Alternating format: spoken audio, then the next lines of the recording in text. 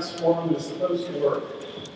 First, all of the candidates, both for council and for the mayoral slot, will be given 30 seconds for opening and again for closing remarks. Each city council candidate will be given 1 minute to answer each of the questions asked, and each question is asked of all candidates.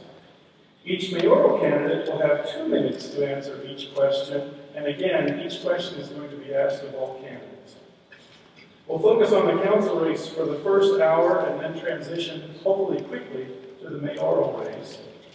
These are your questions, by the way. We received about 24 submissions. Some of the folks who submitted more than one question. So we have a whole bunch. In fact, we have more questions I'm sure that we'll be able to get through tonight.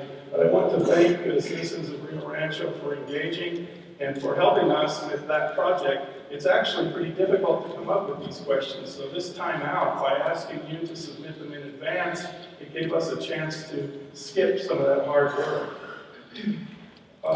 We've got a timekeeper down here in the front row, Mike Hartnett. He's the editor of The Observer, and he'll be holding up signs marking off time and with a final sign that says stop. And certainly we would ask all candidates to please honor that so that we can move quickly along. Also, to make sure that we have as much time for questions as possible. This is going to be a challenge for you, I know, but I would ask you all to please remain silent throughout the forum. That way the interruptions don't invade in this very short little 2-hour period that we have together to hear what the candidates' views are. So now let me introduce Karen Moses. Karen is the managing editor of the Albuquerque Journal, and she's going to moderate the first hour of this forum. Thank you again for coming.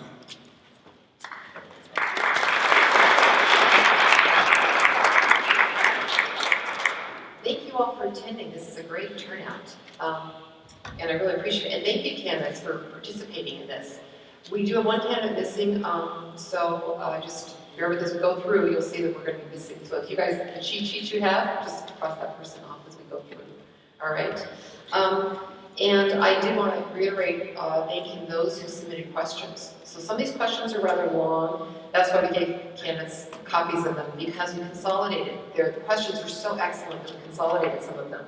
And of course, it's not a debate formula. We're just basically gives you a chance to see the candidates and hear what they have to say on certain topics. So with that in mind, let's go ahead and get started.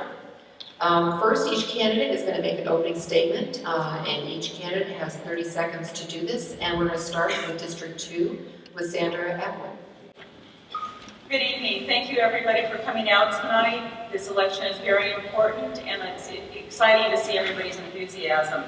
I previously have been a business owner for 17 years. I've been here in Rio Rancho in Northern Meadows for 7. I'm a member of the Chamber of Commerce and very active in our business community, as well as volunteering in several different organizations. And again, I'd like to say thank you for coming out this evening. Thank you. And next in District 2, we have Dawn Robinson. My husband and my son are the reasons I got involved in our city 5 years ago. Tonight, it's not about the people on this stage. It's about you, your business, and your family. I've been talking with people in District 2, and I have been listening to your concerns and your ideas, and I've taken them to heart. As your counselor, I look forward to working with our entire community so that we can solve our problems and make our city better. Thank you for coming. Thank you. In District 3, we'll start with Cheryl Everett. It's written in Matthew 16:3. Ye can discern the face of the sky, but can ye not discern the signs of the times? The signs tell us Rio Rancho's old ways are holding us back. The keys to our future are bold leadership, new partners, new solutions, progress we can afford. And if elected, I will lead the way in District 3. Thank you. Thank you. In District 5, we'll start with Tom Buckner. Oh, I'm sorry, Tamara. District 3, we have Tamara Gutierrez. Thank you. Good evening. I'm Tamara Gutierrez, and I've served on the City Council since 2009. I was born and raised in Albuquerque, and I've worked with Intel for 20 years. And I've been a Rio Rancho resident for 19 years. I worked in human resources for 27 years, doing employee relations, project planning, program management, and administration. I've been actively engaged in my community, and I care about all the people within it, and it's who I am from the inside out, day in and day out. Thank you. Thank you, Tim. In District 5 now, we have Tom Buckner. Good evening. My name is Tom Buckner. I'm a candidate for District 5 in Rio Rancho. I want to thank the Observer and the Journal for having us, and I want to thank all of you concerned citizens for being out tonight. I'm a retired banker, bank regulator, and I've also retired from the New Mexico Attorney General's office. I've lived in Rio Rancho for the last 16 years. My wife Sue and I have raised 3 daughters and have 2 grandchildren. I need your vote, so. Thank you. Next we have Shelby Smith. Good evening. Thank you for coming. My name is Shelby Smith. I've been living here for approximately 11 years. I've been serving the city here for approximately 12 years as a Rio Rancho law enforcement officer. I've spent and dedicated my entire life to serving either the city of Albuquerque or our country. And once again, I'm glad you're here. For those that are participating and finding out what we're about. Thank you. Thank you. Next we have Tim Crum. Thank you, Karen. Good evening, City of Rio Rancho. My life is God-centered first. I'm married 17 years with 4 children. Been 14 years in the community. I'm a military veteran. Got a Bachelor of Sciences in Management and Business. Got 29 plus years of combined government and business experience. I listen to the people, learn the issues, and I lead. I voted for increased public safety, led the bond restructure initiative, saving hundreds of thousands of dollars, voted against raising taxes, voted for business-friendly policy, voted for the clock above, and I look forward to serving you in the next 4 years. Thank you. Thank you. And then we have Paul Howell. This is quite a crowd here we got tonight. This is just awesome. It's nice to see this many people willing to participate and interested in the government of Rio Rancho. As you've heard, you can read in front of me, I'm Paul Howell. I'm a business owner. I own turbo threads over on the golf course. I've been active with the Chamber of Commerce. I've been on their board. Keep Rio Rancho Beautiful board. My homeowners association board. A lot of boards. Anyway, I just feel called to help the city and lead it. And as a business person, I think I can bring a unique perspective. Look forward to hearing what y'all have to say tonight too. Thank you. Now I'd like to come back to District 2 again, and Darlene Collins just joined us. She had car trouble, so thank you, Darlene, for making it. And let's go ahead and have your opening statement. Thank you. I appreciate that. I'm Darlene Collins. I'm running for City Council for District 2. I'm a business owner here in Rio Rancho. I have over 20 years of leadership experience. I'm a Gulf War veteran of the United States Air Force and was a major in the Air Force. And I've been married for 20 years. I've got 7 children. They all have higher education degrees. And I'm looking forward to contributing and serving my community. Thank you. I'm now going to move on to the questions. And what we have done is just so, not to confuse everybody, but we did rearrange the order that we would be having the candidates answer these. So that's kind of the cheat sheets they have. And as I'm going, I'm trying to follow along so we don't have the first candidate always answering first. Well, I'm trying to make it a little more fair. So our first question was actually a compilation of a couple questions, so it's going to take a little while to read it, but I think it's actually one of the most important questions out there. So here goes. Rio Rancho needs to obtain additional funds to take care of pressing needs, ranging from public safety to roads to its aging water system. Much has been said about measures to try to attract jobs, which in turn would raise the gross receipts tax revenue. But that could take years. Another proposal has been to pass geo bonds for roads, and that would affect property taxes. Now, how do you propose the city raise additional money to address these needs? And where do you stand on the idea of geo bonds for roads? You have 60 seconds for each. Okay, and we're going to start with Darlene Collins. Thank you. The basic question is, where do I stand on a GO bond to fix our roads, our water systems, and public safety needs? And I believe that we need to offer the citizens of Rio Rancho an opportunity to vote on any measure that impacts their quality of life. No question about it, I would be in favor of putting a bond issue on the ballot in November to allow the people in Rio Rancho to vote and say yes or no. Thank you. And next we have Dawn Robinson. It's funny, I look at this and I see the question as, how will we raise money for all the needs in our city? And the way to do that is to bring in new business. We have got to be more business friendly than Albuquerque to attract new business. The way I would do that is I would like to see our impact fee moratorium extended. That has been extremely successful in bringing in $20 million worth of business just this year, as compared to $300,000 2 years ago. I would also like to propose that we have a small business TRT rebate for small business for their first 6 months. I'd like to look at our regulations, and I'd like to make it better and easier and faster to get into a business here in Rio Rancho. Thank you. Thank you. Next we have Sandra Adley. Well, there's no question that the best way is to attract new business, but that does take time, as the question said. One of the businesses that has not been focused on is retail, stores, restaurants, things of that nature. Those businesses tend to get put in place and start employing people and generating tax money faster than, say, a large corporation. So we need to start focusing on some retail businesses. As far as the GO bonds, I personally am against raising or having any new taxes. However, I do believe that it is the residents' right to vote on this issue, and I would be in favor of putting that on a ballot for you to vote on. In District 3, we'll start with Tamara Gutierrez. The fact is, Rio Rancho has a limited budget to address the needs of our community. So my approach has always been about addressing reality and planning for the future. But waiting for business to come into Rio Rancho to solve this will take far too much time. More time than I think we have to fix our roads and our aging water systems. I am very much in favor of putting any and all bond or tax issues before our voters. I believe that we need to have our voters tell us how they want their money spent. I voted to put the GO bond on the road, for the roads on the March ballot. However, I was outvoted.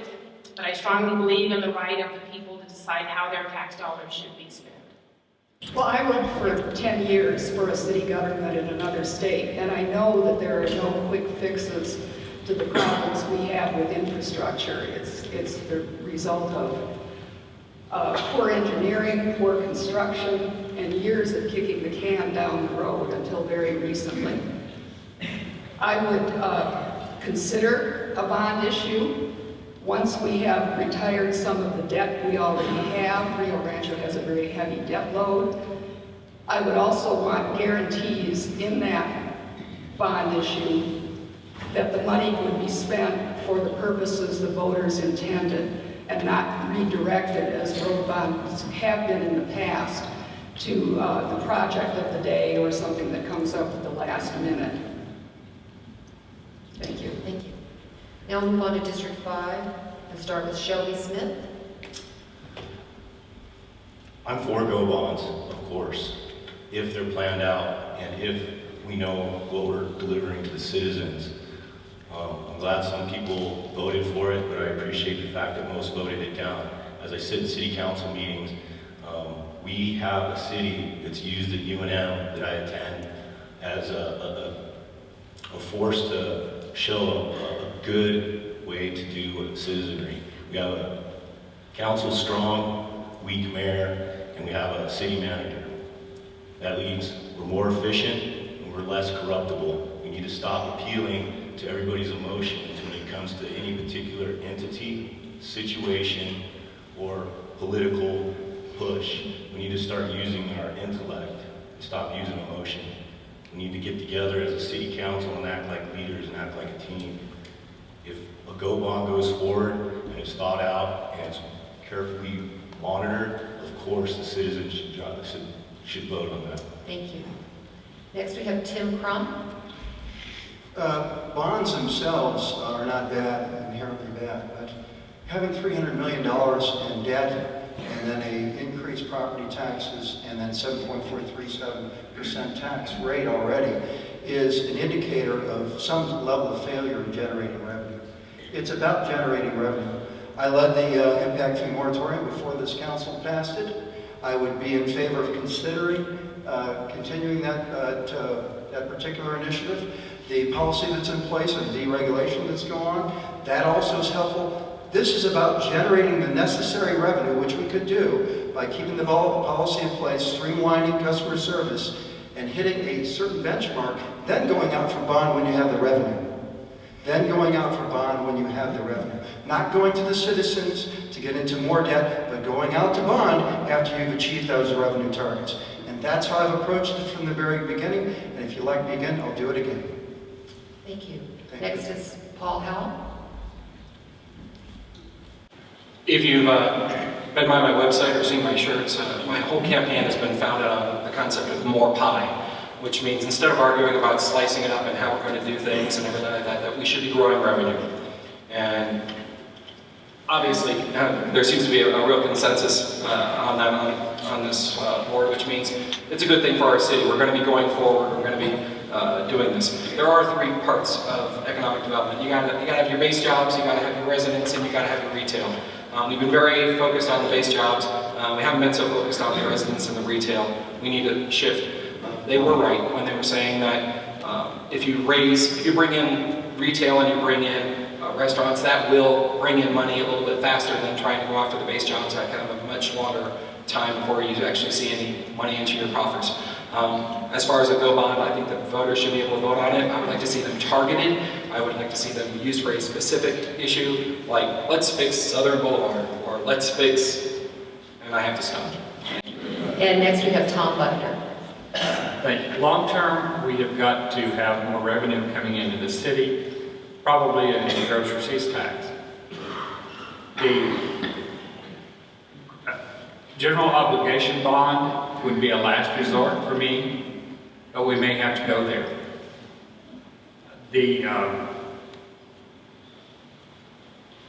Pardon me, I've got a brain. Only the citizens can vote on a general obligations bond, so it needs to be put to the citizens. The idea that we have an economic development corporation that we didn't fund, that's hurting our income at this point. We've got to go into that area and work with our economic development professionals in the area to bring in jobs to the area. We have got to do both the basic jobs where we make widgets, we build something. Okay. We're going to move on now to question 2. And this is regarding Chemisi Hills Country Club, which has been in the news. There's developments almost daily on that. The latest is that potential buyers have said they would make vast improvements to the club and golf course, but these buyers are asking the city to keep water rates at the current level and not increase them this summer as scheduled. Do you support this proposal? Why or why not?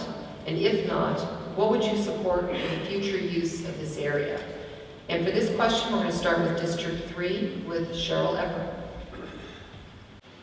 I think the city needs to resist the rush to judgment that was being pushed at the city council meeting last night under political pressure in the midst of an election campaign that is really about more important issues.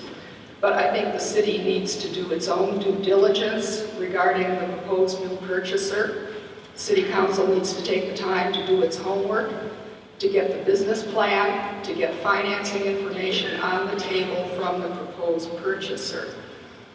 We don't want another Santa Ana Star Center. We don't want another Green 2B. We need to avoid that. We need to consider that the discount water reuse rate that the golf course owner has enjoyed for the past several years is costing the city about $1 million a year. I think we can spend that money better on roads, on public safety, and on our infrastructure.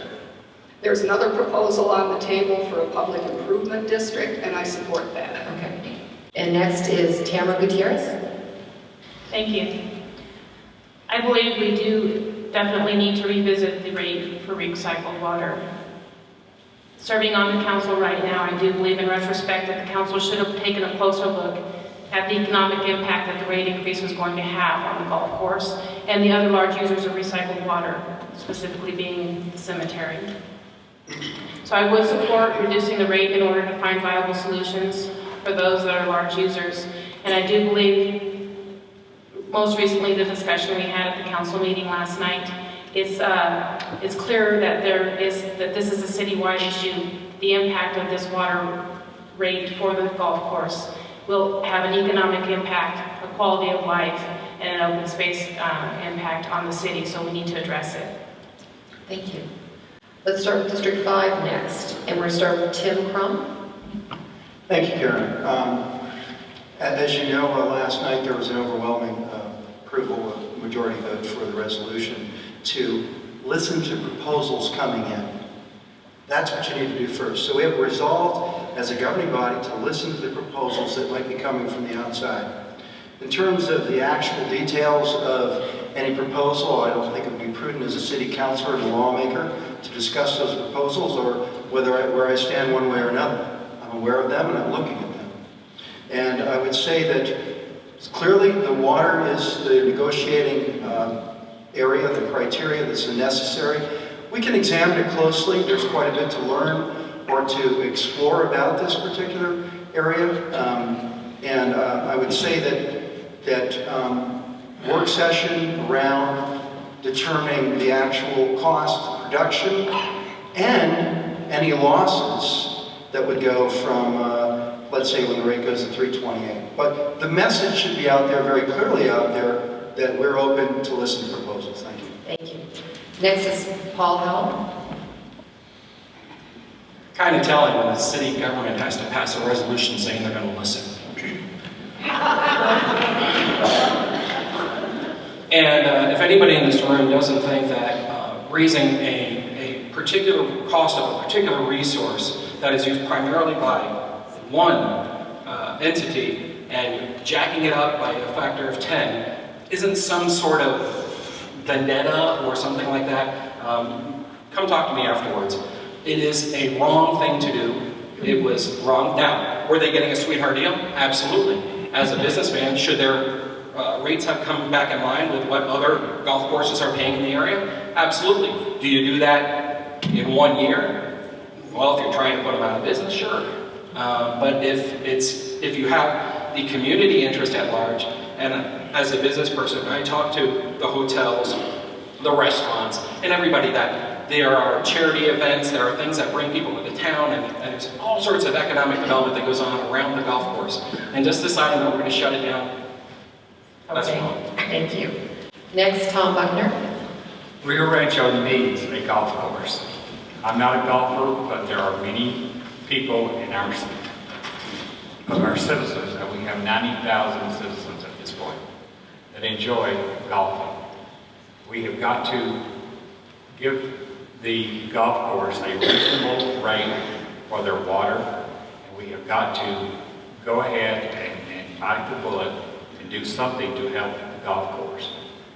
The new prospective owners that are in the paper the last couple of days, I hope them good luck in purchasing the golf course. If they're not able to do that, I hope another buyer will be coming in. Thank you. Thank you. Next is Shelby Smith. Once again, we got to look at history of the city of Rio Rancho and the choices it's made in the past. All of us up here and all of you out there realize that we have limited resources. Much of that is tied up in private entities.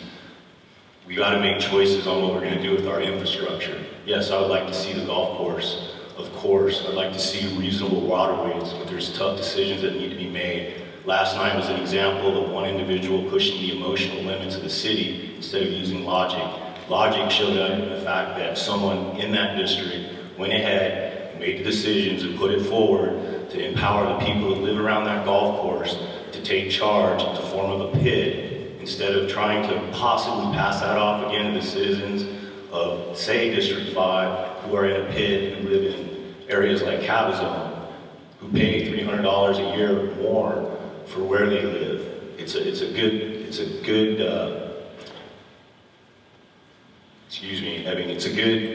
idea to do that. Thank you.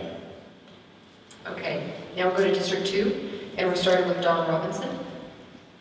Yes, I am open to reviewing the rates, and I'm on record as saying that's fine, we need to take a look at it. However, if we raise the rates on the citizens, we need to also raise rates on businesses. Now, how much we raise it, we can take a look at that. I'm open to all options, of course, to buy the golf course. What we're really talking about here is quality of life issues. And the golf course is a good thing, but let's face facts. District 4 has a golf course, an indoor pool, 2 libraries, and District 2 has nothing. Not even a grocery store. I want to be here and I want to represent my district, and I'd like to talk about distribution of quality of life and bringing things into District 2 so that the citizens who have been there can have a good quality of life too. All of Rio Rancho deserves quality of life. Thank you. Sandra Outlet. I was actually at the city council meeting last night and participated, and I did help represent the residents of Mesa Hills. The ball for them has kind of been dropped. When we are elected as officials in the capacity of councilors, we are supposed to be representing the needs of the people in our district.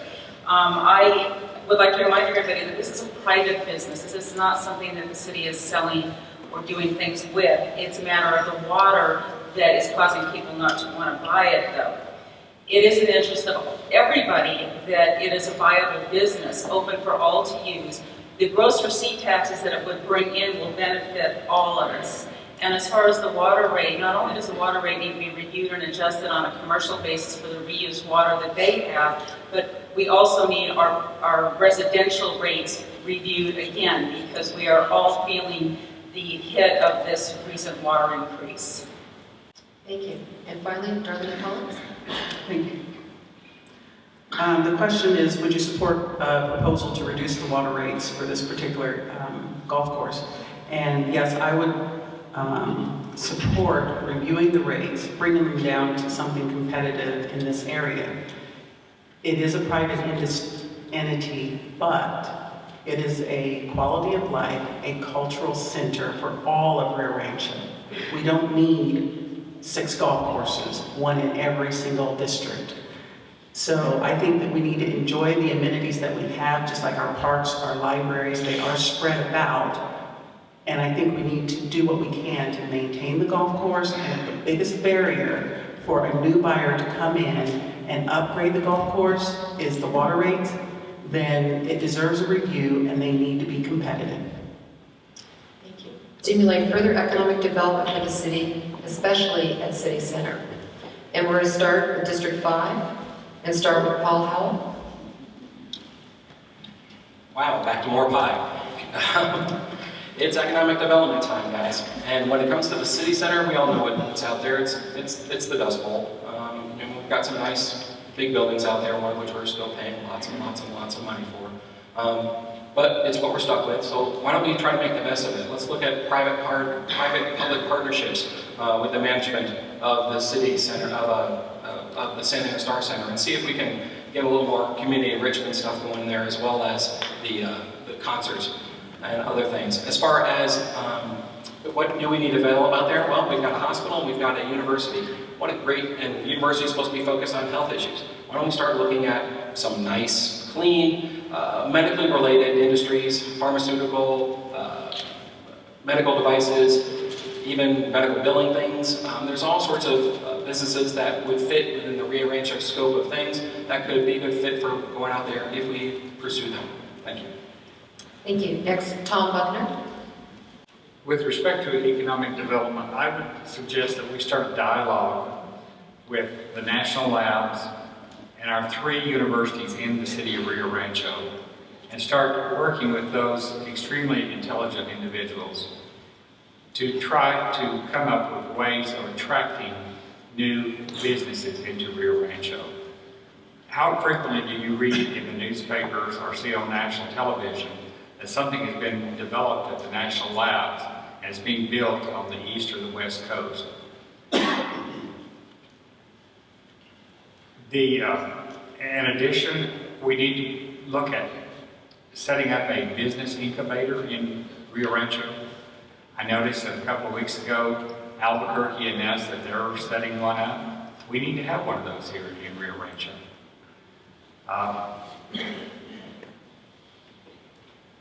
Again, I will say that we need to work with our economic development professionals who are professional in the area and ask them for their help. Thank you. Okay, thank you. Next, Shelby Smith. Well, it goes back to the same thing again as far as economic development. We need to review our history, and in some cases we have. Where we're at now is pretty self-evident. So fortunately, we can start looking at EDC, we can start looking at Chamber of Commerce, and we can start looking at incubators, and perhaps stop looking at one particular area, such as a city center or such as a golf course, and look at these places or any issue that gives us an opportunity to work at and get anything with respect to retail, with respect to other businesses of any type. Would be nice to see come in here. Not just the city center. Yes, that is another elephant in the room. It is a reminder with reference to one direction the city took, and politics came in and started to play a part in changing that direction. Another example of emotional decision instead of logical decision making. Thank you. Thank you. Next is Tim Crum. All good ideas. Don't raise taxes. We're at a tipping point. Everybody's watching. 1. 2, keep the golf course. Investors that are looking in are looking at things like the golf course, whether we sustain amenities like that. 3, keep the deregulation that's in place right now. It's been put in place the last 18 to 20 months or so. Keep it there, sustain it, and make it known. 4, streamline the business process. Streamline it in such a way so that you can walk in and you can go from permit to shovel ready in no more than 30 days. 5, get a business ombudsman, a business liaison, if you will, that meets people and takes them through the process. And 6, keep the customer service moving in the direction it is right now under Keith Riesberg. Thank you. Now we'll go to District 2 and start with Sandra Atwood. Hi, the city center is the main focus, but I would like to make a comment regarding our Southern Boulevard corridor so that nobody thinks that is forgotten. That is a main business hub, and we cannot forget the southern corridor there. We need to help revitalize that area with the existing businesses as well as develop the city center. I've got 17 years experience owning my own business. During that time, I worked with other large businesses, small and large businesses, to help them develop and grow. It was a team effort, it was networking, and that can be done here to bring businesses in. Since early last year, I've been meeting with business people in the community and asking them, what would it take for you to open up another location or expand out in the city center? And we need to bring in these successful business people who are already in our communities and have them come alongside and help, as well as utilizing our Chamber of Commerce, the EDC, and other organizations instead of just depending on the EDC, who we know already is not recruiting retail. Thank you. Next, Darlene Collins. Thank you. About the City Star Center, I think that it can be utilized for more cultural enrichment as a place of destination, so we have a place to go for whatever cultural entertainment that we want that's not venue driven. As far as other economic development, I've heard a lot from my constituents in District 2 that they would like more jobs and they would like more access to retail. In my discussion with the smart people in our city, economic developers and all, you have to have the jobs. People will build homes if they have jobs that pay over $30 an hour. That's what we're calling an economic-based job. When we have rooftops, retail will come like moth to the flames. It goes in that order. When we have retail, then we can have the gross receipts tax. Thank you. And next we have Dawn Robinson. First, I want to say that economic development is my #1 priority. We must bring jobs of all kinds to Rio Rancho, and we cannot pay for anything, roads, water, public safety, unless we grow our budget. We are the 3rd largest city in the state, but we have dead last when it comes to gross receipts income. So this is a very crucial issue, and I want you all to do me a favor, go to dawnrobinson.com, and I have tons of detailed, concrete suggestions on there. That's 2 ends. But what I'd like to say is I'd like to work with the EDC, with the Chamber, with the Bureau of Tourism, with all the business groups in our city, even if we got citizens like business owners and we had an advisory board, we should all be working together, and the newspapers. We should all be singing in one voice about how great it is to live here, how great it is to bring your business here. We need to be doing that together. Thank you. Moving to District 3, Tamara Gutierrez. Thank you. So there's no doubt that we need to bring more economic development to Rio Rancho. We are struggling right now in that area. And I believe every city has its strengths, and we need to look at what Rio Rancho's strengths are. Those strengths are 2 hospitals, and UNM and CNM, that provide education opportunities in the healthcare field. If we're going to stimulate economic growth, we need to look at those areas because that's what Rio Rancho is strong in, and we need to bring those kinds of businesses in that will support what we have here already. Specifically around City Center, I believe we need to pursue some plans that have been in the proposal stages for many years around a senior living center and a senior center. There's a large need for a senior center on the north end of Rio Rancho. And it's a known fact that businesses will come if the population is there to support it. Thank you. Now Cheryl Everett. I think we need a new approach, a new force for business development in our community. And it's an approach that has been used by many cities around New Mexico successfully. And that is, it's been called a business incubator. I would call it a business startup center, drawing on the strengths of our university technology and labs, our national labs, and their development of new ideas, new technologies that can bring business to our state, bring them to market. I think we need to reach out to startup capital as well, and to do a bang-up sales job for our community. The second half of my career was in business finance and sales, and I know that we have a lot, starting with our school system, that employees of new companies will be attracted to. We do need to diversify our business throughout the city, especially in District 3. Okay, thank you. The next question. Please put the following 3 areas in order of priority as you see them. Infrastructure, public safety, other city services. And what would be the first actions you would propose to address the priority? Let's start with District 2, Darlene Collins. The order that I would put these in is public safety, infrastructure, and other services. I put public safety first because I think the time frame, I'm looking at it from a time frame standpoint, we need to recognize, like most of New Mexico does, that our police and fire department are excellent and they provide awesome service. Everybody knows that their reputation, but they need new equipment and they need a review of their compensation. So I think that can be done in short order. Infrastructure is going to take a long time. Come November, I would be in favor of putting a bond on the table so that people can vote, because that's the quickest way that we can start to address our infrastructure needs. Thank you. Next, Don Robinson. I would put it in, actually, in the order it's in right now: infrastructure, public safety, and other city services. Infrastructure is something that we need to start working on now so that we can have it fixed in the future, because it is going to take time. I believe that we should work on water and roads. One of my suggestions for roads, I talked to you about how small our budget is. So yes, we don't have hundreds of millions to build the roads right now, but we could hire an in-house designer.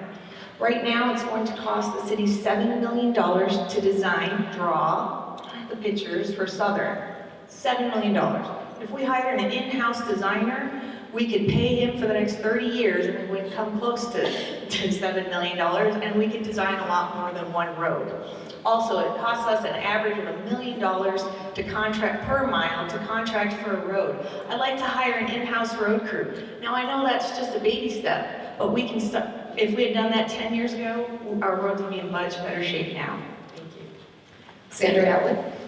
I believe my order would be roads and water infrastructure, then public safety, and then other city services. The budget is tight, even small projects like redoing Southern Boulevard from say 528 to Golf Course, we're talking $9 million. So even a small project is a huge amount of money. We need to review the contracts we have, and I believe our contract with our water management company is up for review now. And each one of the contracts that we have for outsourcing city services needs to go out for bid, and we need to see where we can save money in those areas. We also, of course, it comes back to revenue, to GRTs, bring money in to fund the roads and water. And one last thing on our public safety, I know my time's up. They are a priority to me. Our firemen, our policemen, absolutely a priority. They need equipment, they need to make a living wage. It's a shame we are paying our firemen to start in this field that is dangerous for them. And so we do need to give them the attention they deserve in this area. Next, in District 3, Cheryl Everett. I would put these in the order of public safety first. I think that's what businesses are looking for, first and foremost, is a safe community. If you look at the surveys that have been taken that rank Rio Rancho as a top city to live and do business in, a safe community and a safe environment for business is at the top of those lists. And I think economic development is the key for paying what we need to do. I also think that infrastructure, our water lines, especially in District 3, our water pumps and lift stations are at a critical stage. We need to seek new sources of funding. Water is the governor's and the state legislature's #1 priority for capital funding this legislative session. Rio Rancho needs to get its share and more if we're to move forward in that area. Thank you. Next, Tamara Gutierrez. Thank you. I would leave these in the order that they are listed: infrastructure, public safety, and other city services. Working on our infrastructure has always been my top priority because it impacts all of the other issues in the city.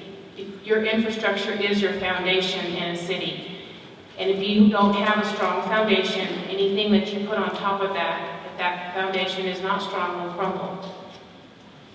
If we have an infrastructure that's failing and we can't repair it, it impacts public safety. We have to continually repair our equipment because of damage. It impacts what services we can provide to our citizens if we have to decide what services to cut to pay for that infrastructure. And if our infrastructure is failing, it impacts businesses wanting to relocate or locate to Rio Rancho. It also impacts how we can grow our GRT. If businesses leave or won't locate here because of our failing infrastructure, then we've just shot ourselves in the foot. Thank you. Moving to District 5, starting with Tom Buckner. Thank you. My order would be public safety, infrastructure, and then other city services. We have got to constantly look at and reassess our benefit package for our fire and safety and all of our employees. We also got to look and make sure our equipment is always up to date.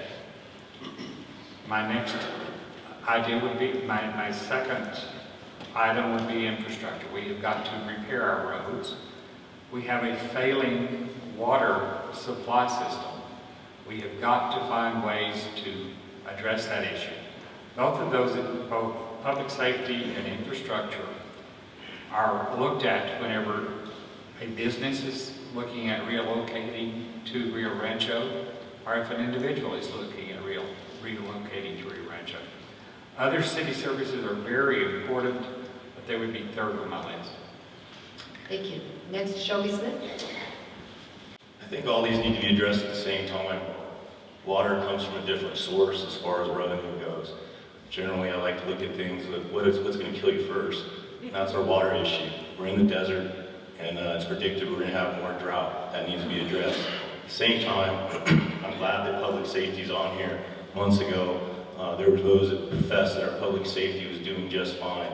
Those silent professionals out there are just asking for the resources to more effectively serve you. As a retired sergeant, I do get frustrated somewhat that it's on here now, and that the guys that serve you do so well to provide you with the #1 safest city in the state, yet we're the fourth most dangerous city to live in, are continually told that because of the crime rate, we can't address your issues right now. When it comes to infrastructure, of course, what needs to be done is the city council needs to take leadership roles, work together, distribute what is going to be done amongst them, and work with other people. Thank you. Thank you. Next, Tim Crum. Thank you. I would concur with my colleague here that these are all pretty high priorities. Public safety being the first. We have 2 studies out right now, one for fire and one for police. It's $45,000 studies. Due in March, let's look at those. Let's prioritize those. Infrastructure, we just got over $1 million putting in action to fix some water infrastructure last night, as a matter of fact. So that's going on as well. And then other services, we have to deliver the other services all the time. So they're all high priorities. The key really is how you're going to do this. And you do that through good economic development. I talked about deregulation, sustaining that, creating that customer service environment, streamlining the business practice, and you know, really making us a city that says, hey, we're the city to be in. Now we've got good business process. Now it's a good time. We've got deregulation.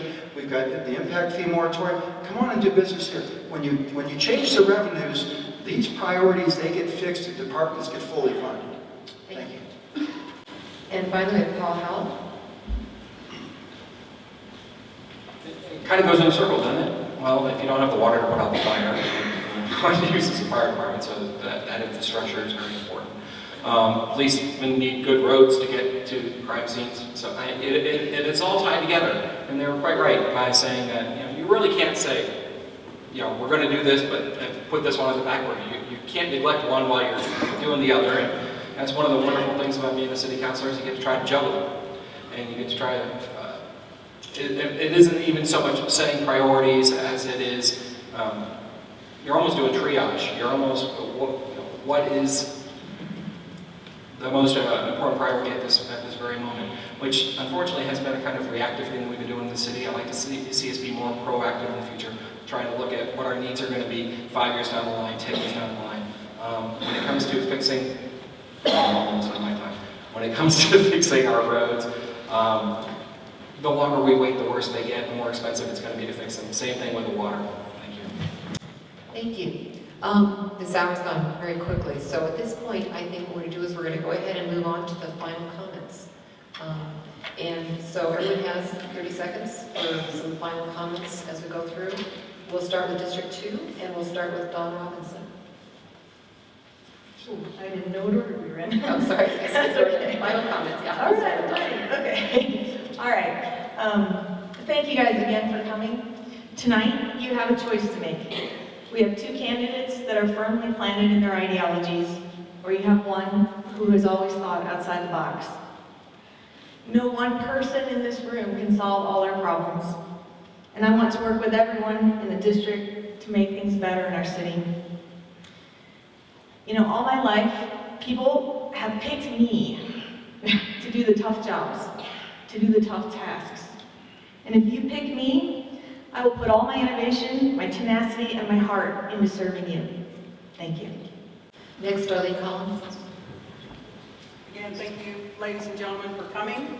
I am pleased to offer my services to Rio Rancho as a city council person, and I think I would be an excellent choice for a city council person because I have the experience, I have the education, I know how to solve problems. We've got some big challenges, and big challenges excite me, and I know how to work together with people.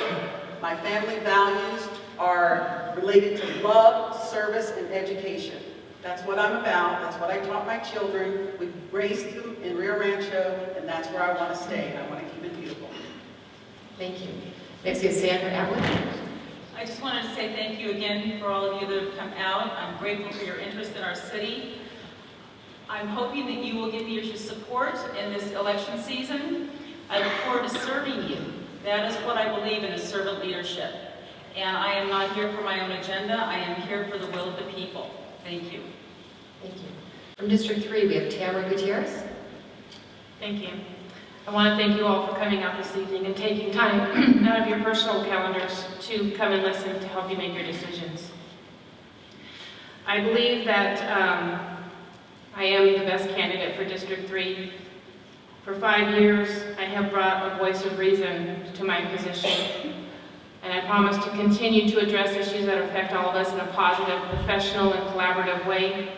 I care about all of the people, special needs, seniors, youth, families, and business owners, and I want to put our city back in the hands of the people. I want your voice to be heard, and I will work to bring a more cohesive approach to the policies that benefit the city as a whole. Thank you. Cheryl Everett? Rio Rancho, our city, is indeed a land of opportunity, but in today's world, opportunity will not come knocking. We have to chase it, seize it, and run with it. I will bring bold leadership, broad-based team building, business savvy, government experience, a history of activity and volunteer work in our community, and a strong voice for our neighborhoods in District 3. And I want to thank you all for coming to support our city tonight. Thank you. Moving on to District 5. Paul Howell? Really, thank you guys for coming tonight. It's amazing to see the amount of turnout that we got, and that this many people are really concerned about their city. I'm concerned about the city too, which is why I'm running. As a small businessman located in the heart of District 5, I think I bring a unique accessibility to the office. I have an 800 line, I have a 999-1234 line at my office. You can call me 8 to 5, Monday through Friday, 9 to noon on Saturday when I'm in there. And heck, I might even answer the phone outside of business hours, who knows. And be willing to be your servant and work for you on the city council. Thank you very much. Thank you. Tim Crum? Thank you for coming out this evening, and thank you for hosting us. Rio Rancho, I have really enjoyed the privilege of serving you for the last 4 years. I look forward to the next 4 years. I hope to get your vote. I bring common sense. I look at every single issue. I'm not afraid to stand alone if that's what's necessary. I work across the aisles. I believe we need to work together as a community. I look at every single thing objectively. I listen to the people, and I examine the facts, and I make decisions. And I don't do this in a vacuum. I look forward to your vote. I hope to talk to you more about the issues that weren't discussed in full detail tonight. Thank you. God bless you. Shelby Smith? Thank you. Also, 1 minute and 30 seconds to answer questions gets pretty frustrating. With my background, military background, with the Navy as a SEAL, my background in law enforcement as well as a firefighter, this is what I do. When we have problems like this, I was the one that people would come to, and I worked with other people to solve problems. I would appreciate if you'd visit Shelby for City Council 5 to find out more about what I'm offering. Thank you for your time. Thank you. And Tom Buckner? Thank you very much for having me tonight, and thank you everyone for coming out tonight. I have 54 years of professional business that I'm offering to you at almost no pay. As a retired banker and bank examiner and bank regulator, I have dug into the issues. I've worked with people on both sides of each issue. I have had people have been able to get a consensus of most everything that I've worked on. I need your help and vote for Tom Buckner. Thank you. Thank you. And this concludes this part, but what I'd like to do is just give a big round of applause for our candidates.